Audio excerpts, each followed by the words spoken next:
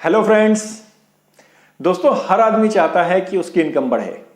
Income बढ़ना किसको अच्छा नहीं लगता, लेकिन कई बार आपने देखा होगा कि इनकम बढ़ने के साथ ही उसकी टेंशन भी बढ़ जाती है। टेंशन टेंशन किस चीज़ की? टेंशन होती है इनकम टैक्स की। जी हाँ दोस्तों, इनकम तो बढ़ी, लेकिन उसमें से बहुत सारा पोर्शन इनकम टैक्स के तौर पर देना पड़ जाता है। जैसे एग्जाम्पल पे ले लीजिए, कौन बनेगा करोड़पति? जीत गए सब 1 करोड़ रुपए, सभी दुनिया खुश हुई कि यार सामने वाला करोड़पति हो गया, लेकिन क्या वो वास्तव में करोड़पति हुआ? नहीं। क्यों नहीं? लगभग दोस्तों आपको पता है 35% इनकम टैक्स उसको पे करना पड़ता है।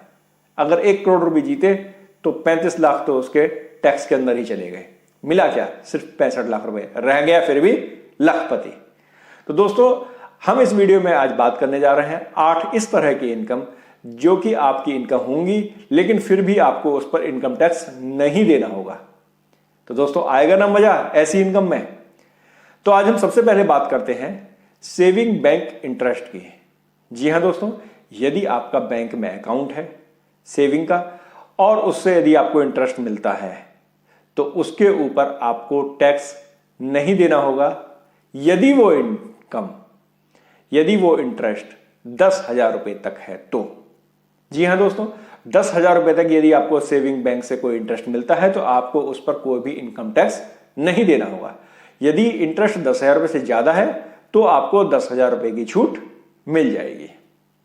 दूसरी, आप सभी जानते हैं हिंदुस्तान कृषि प्रधान देश है, तो एग्रीकल्चर इनकम जिसके ऊपर कि आपको कोई भी टैक्स नहीं देना होता।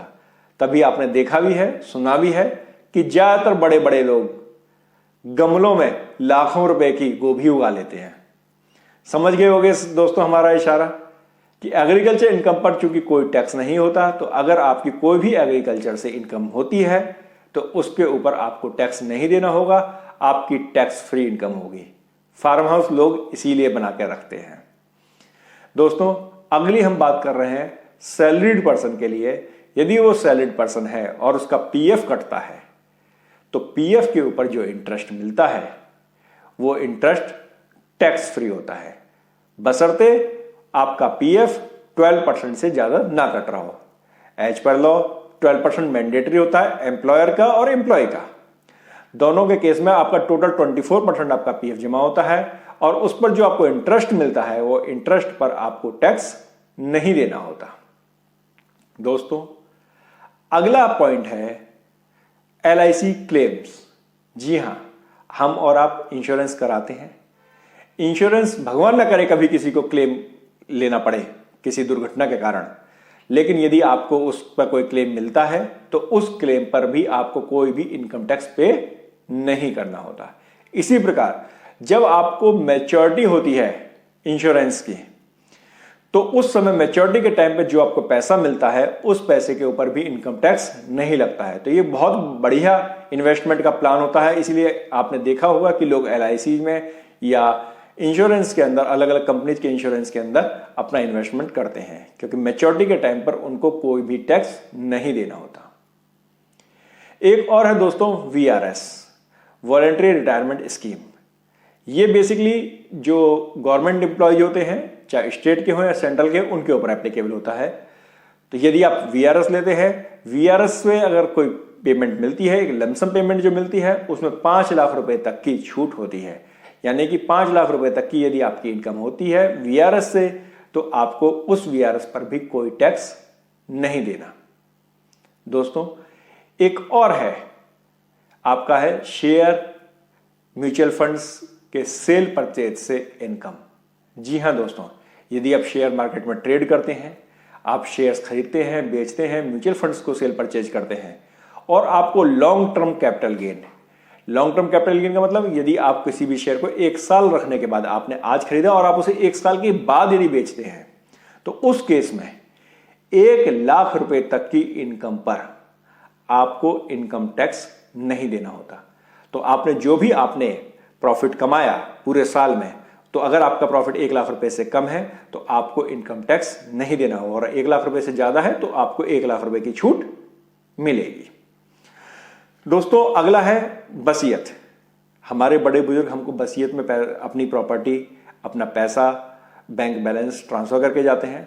तो यदि वसीयत से आपको कुछ भी पेमेंट मिलती है, कोई भी प्रॉपर्टी यदि आपको मिलती है, तो उस प्रॉपर्टी पर, उस इनकम पर आपको कोई भी टैक्स नहीं देना। लेकिन हाँ, बाद में उस प्रॉपर्टी से यदि आपकी कोई इनकम जनरेट होती है, सपोज आपको कोई प्रॉपर्टी मिली और आपने उसे किराए पर उठा दिया, तो वो फिर आपकी इनकम मानी जाएगी। लेकिन यदि आपको वसीयत से कोई प्रॉपर्टी मिली तो उस केस में आपको टैक्स नहीं देना होता। और दोस्तों, एक और है जो कि है आपको गिफ्ट। जी हाँ दोस्तों, यदि आपको गिफ्ट मिलता है, किसी से भी आपको अगर कोई गिफ्ट मिलता है, तो वो गिफ्ट 5,000 रुपए तक का गिफ्ट आपके लिए छूट होती है। और यदि ये गिफ्ट आपको शादी में मिलता है, तो उस केस में आपको 50,000 रुपए तक की गिफ्ट की छूट होती है। कोई भी एक व्यक्ति आपको 50,000 रुपए तक का गिफ्ट दे सकता है दोस्तों। और आखिर में, अगर आपकी पार्टनरशिप फर्म है, तो यदि आपको पार्टनरशिप फर्म से कोई प्रॉफिट होता है और आप उस प्रॉफिट को अपने अकाउंट में ट्रांसफर करते हो, तो उस केस में उस प्रॉफिट के ऊपर जो आपने प्रॉफिट अपने अकाउंट में ट्रांसफर कराया, अपने हिस्से का प्रॉफिट, उस प्रॉफिट के ऊपर भी आपको इनकम टैक्स नहीं देना होता।